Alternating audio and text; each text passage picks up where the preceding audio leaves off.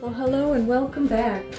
Hi, welcome to the Spirit of Watercolor. Linda's back again in the little painting studio in the basement, and I've been painting a lot last week, so I didn't make a video, but I've been thinking what would be very helpful to you as a painter and watercolorist to get more detail in your work. I know most people are afraid of that with the looseness of watercolor, so it's nice to be able to let those paints flow, but in order to keep some white areas, maybe some detailed lines such as texture on a tree or the grasses on the ground, maybe some, just any kind of lines or small areas, you can use masking fluid. That's what this is all about today, masking fluid.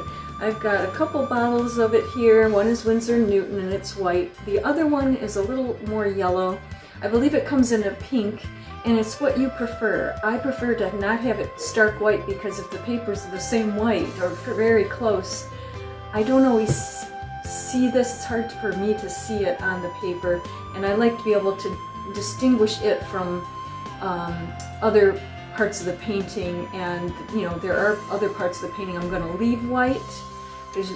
We artists with watercolor love the white of the paper as our main white. I don't even really use much white. I have recently used a little bit of this more opaque white to create a fog or whatnot, but generally you keep the white by just keeping the areas of white of your paint. For example, these flowers, and then it's just white in there. Now, if I want to keep some detailed lines, or maybe the little parts of the flower, the tiny little details, I would probably want to put in the white of the masking fluid. How do you do that? Well, masking fluid is a very interesting thing. When you apply it with a brush, you can do that, but you have to add soap if you don't want your brush to get hard and crispy like this one. This one I actually still use now. It's more like a little stick that I can just dip into the masking fluid and get the detail lines. I'm going to show you in a little demo in a minute how I use this.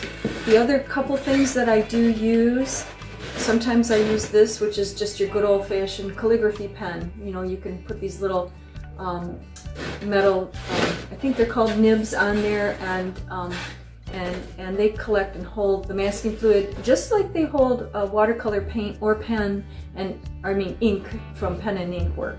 So that's what I think they're mainly used for, with calligraphy and pen and ink watercolor washes or paintings, sumi paintings, that kind of thing. The other thing that I use is this, which is the first thing I ever used, which is a watercolor nib. Okay, and this has a sort of a wooden tip on either side, both sides. And one side is more thin lines and details, and the other side is a much more thick line, because sometimes you do want a bigger, broader, thick lines or marks that you're going to make somewhere on your painting. Okay, and or you know, sometimes people actually use masking fluid to write their name and sign their name on the bottom so that you can paint over that, which actually I have never done, but I would just reminded myself to do that. Okay, but the trick about this nib is this does not get as narrow as sometimes we want those little fine hairlines. So there is something else that you can use, and it's this little technical type pen that's used for ink, and it's got a little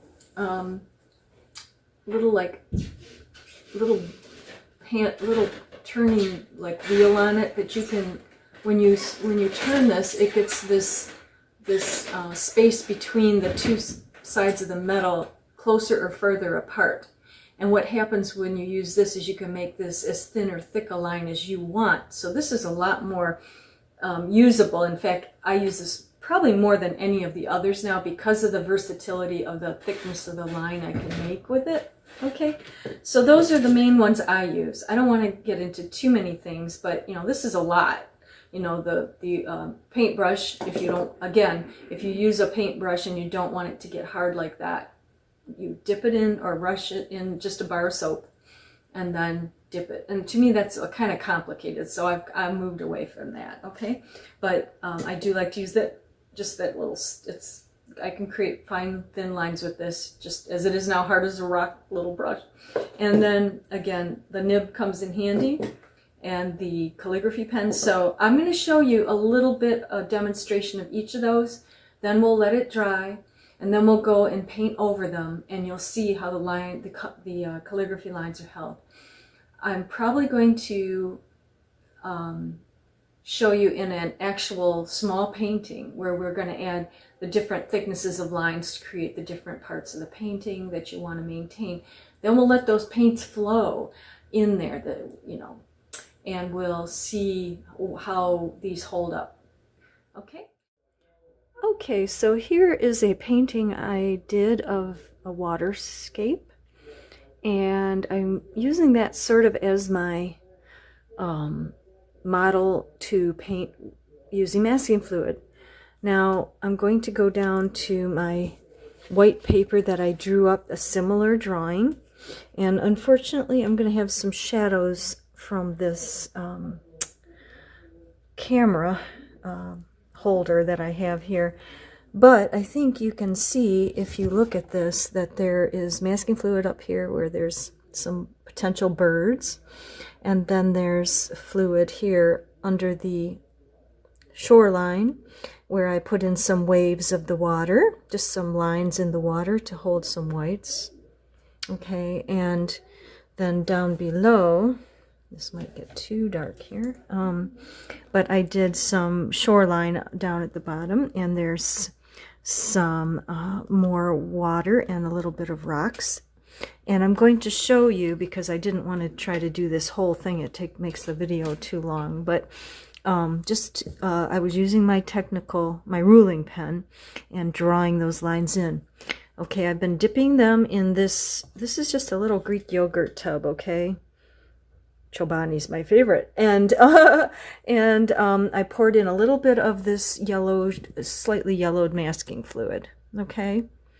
This is so old. They say this has an expiration date, but I haven't found that to be a problem yet. But and then I dip this ruling pen in here, okay, into there, and I get some of the fluid into my pencil. I've got this little dial on there dialed into the width I want. And then I come in and I can, put in any little bits of lines, say, let's just put some grasses down in here. I don't know if I've got that on there. Okay. And just bring in some grasses into the foreground here. And that'll look a little lighter because some of this is beginning to dry already. And then after this dries, and I've been putting this in with this, if you'd like, I can also show you the other ones. The nib is here also. And this is the thicker side of the nib and the thinner side of the nib. And you can decide. So if, say, I wanted to just bring in some more of maybe just define a little more or put a little more, I can put a little more rocks in the, I don't know if I got much there, into the land I made here. Okay, I can bring in a little more rock shapes or whatnot in there, lines or grasses, okay? And don't be afraid. And the nice thing is if you don't like what you put on there after it dries, you can just pull it off with your little rubber cement lifter. I have a little rubber cement lifter. I've kind of cut mine in half. You can see it picked up cement, so it doesn't look nice and clean and yellow anymore. But it's just a piece of rubber, okay? And you can lift this off after the paint has been applied and it dries. Okay, the other little device, of course, was my dried up old brush. That also works pretty well because, it's stiff, and in a way I like it better. What happened was I was not remembering to put the soap in, and that's why my brush got hard. That's why I say that's kind of complicated. So I'm just going to outline this little bit of land a little bit, just because I want to see what happens if I do that, okay? It may or may not add interest, and I may or may not want to keep that, but if I want to define these lines so that the water, when I do the water wash in there, it doesn't, ooh, there's some color on that. I don't know where that is from. Okay, well, sometimes you get happy accidents that you did not plan on. That might make my color choices be interesting. Now, that's not happening as, oh, yeah, it is. There's still something kind of red in there, but that's okay. All right, so we outlined a lot of things. Not sure, maybe the brush is got something on it, but anyway, that'll at least leave some white after it dries. It might also leave some pink because I don't know what that was, but it's kind of cool. And then I can again finish some of the information, trying all these different thickness and thinness of lines with the masking fluid. Okay, so there you are. I put some more on down in here and up in here. Again, I've got a little bit of pink going. I'm not sure if that's going to stay on my painting or not, but we'll find out later. I'm never afraid or worried about these little accidents. You can always make the most of them, and they might create or inspire more color or different colors or ideas in there if something happens. So don't be afraid. Don't be unhappy if something like that happens. Let's try to go on up and look here. Again, I apologize for the shadow. I don't know where that's coming from, but I've got my birds, I've got my water, and this is going to dry, and then we're going to come back in. I don't know if I can a smaller, yep, I can do a smaller zap of this painting, just so you can kind of see the whole thing. And then I'll do a similar painting to the one I have up here, okay, that one there. And we'll add in some of those wonderful things. And you see where there's little brown grasses here? Well, sometimes I would have liked a little highlight of white, so that's why I like being able to put the masking fluid in there and get a little bit more interest in those little grasses and rocky things and shoreline things and little textures. Okay, so let's wait for this to dry, and then we'll put in some paint, and then we'll lift off the masking fluid. So this is a 3-step process, okay? All right. Okay, I'm just showing you quickly how I'm laying in some color over the dry masking fluid. I did the rocks up there. You can see I'm already losing that pink that was kind of concerning me. And I'm just bringing in some interesting colors, my favorite earth tones, and maybe a little more vibrant than earth tones, because I really love that. And you can see the white grasses now that are starting to show. I might put a little shadow in around them. Sometimes I don't wait long enough. You want to wait till that masking fluid's dry, or it's gonna... Okay, see how I'm just bringing in some really intense colors into that. And they're kind of spreading because it's wet on wet. You can be brave like that if you want to. And then, you know, if they get a little too much paint while it's wet, you can always lift out. But I'm starting to get some interesting effects here. You can also lift your paper, if you recall that we've done that before, and get some of that paint to move around for you a little bit. Okay, I might actually take a wet and, how do you call it, a clean brush if I feel I've got a little too much of this, and lift it right back out. But I'm getting some interesting land effects going here. Not too much water. You want to always have your paper towel so you can lift. That's one of those things that I found is not what I call a mistake, but it's called lifting out because there's too much color. It's the same to me. It's a technique to me, is using paper towel to get your colors under a little more control. Now I'm getting some interesting stuff going on there and over there on the rocks. And the whites are being held where I want them. Some of the water lines, little waves, or little, what do they call that? Yeah, I guess little waves. And I'm not going to do this whole thing because you can do this yourself. You know, we've been talking about our techniques. We're going to lay in some sky wash there, and there'll be, you know, these little marks there that later will be just whites where I put my birds in.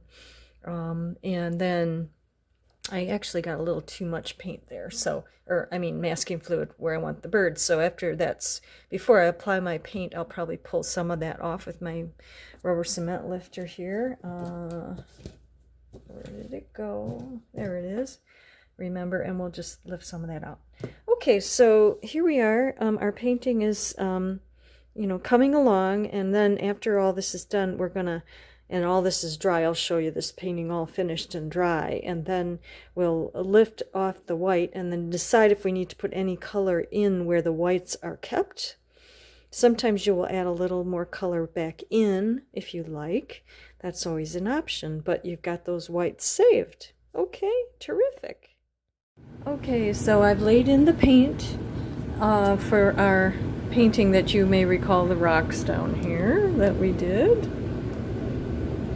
Okay, and I've lifted off some of the watercolor, or I'm sorry, the masking fluid, and moving up here, you can see I lifted off some already with the sky.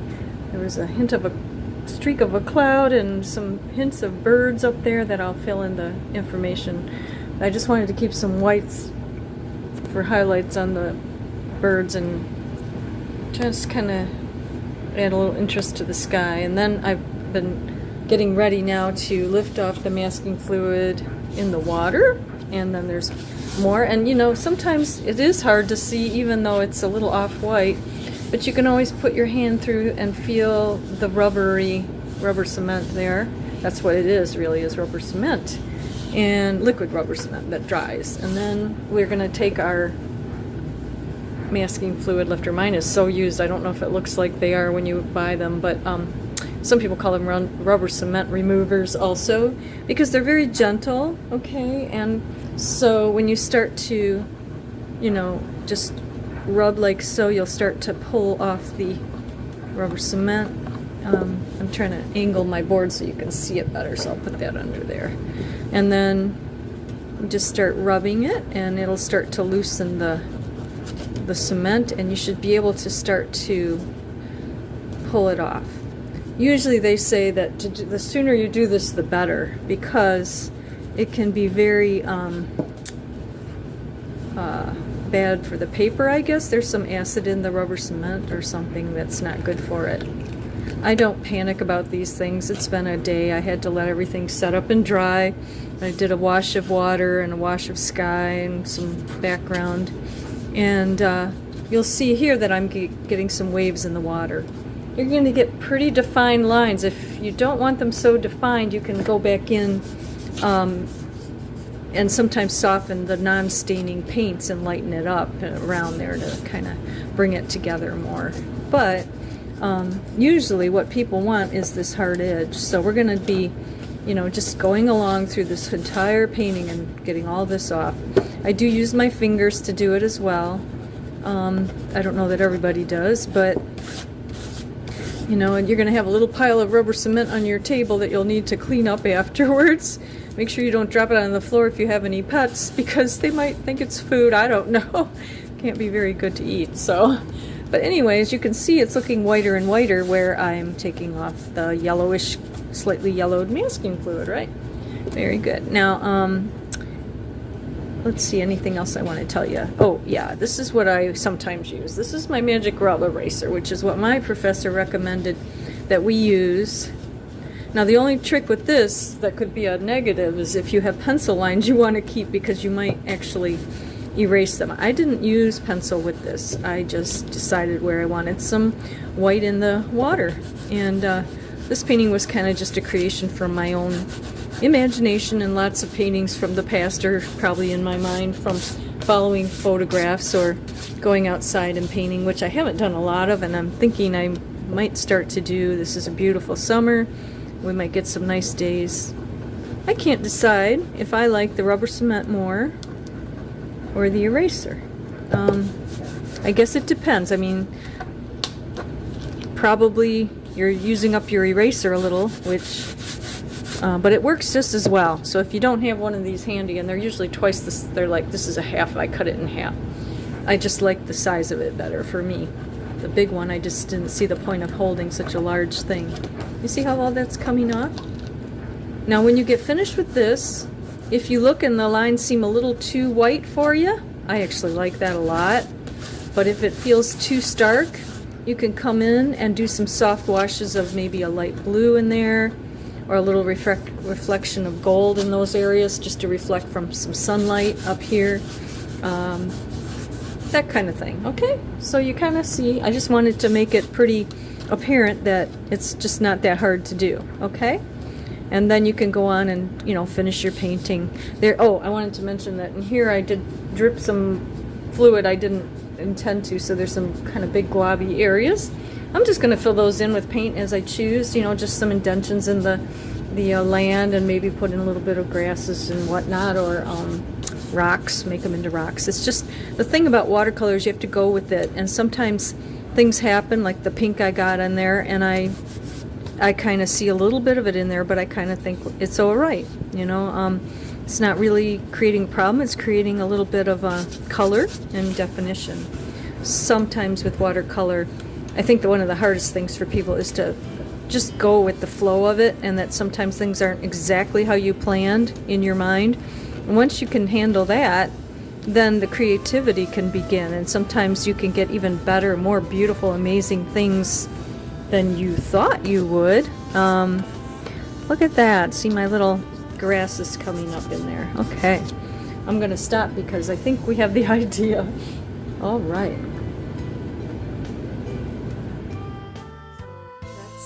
That part of the video. Okay, so thank you so much for watching, and I'm really glad that you joined me with using masking fluid and learning how to enhance your paintings and keep some details. And I'm hoping that these things will make watercolor more successful for you, more of a joy, and keeps me going too, and reminds me how to use all these wonderful things that somebody else invented so that we can make beautiful watercolors and share them. And now that the pandemic is kind of moving forward in America, I'm so thankful that maybe some of my work and maybe some of yours will get it out there, and people can actually walk in and see our art somewhere in a non-juried gallery or in a coffee shop or whatnot, which is something I want to talk to you about in a future video. So stay tuned, and we'll see you soon. Thanks for coming. Bye-bye.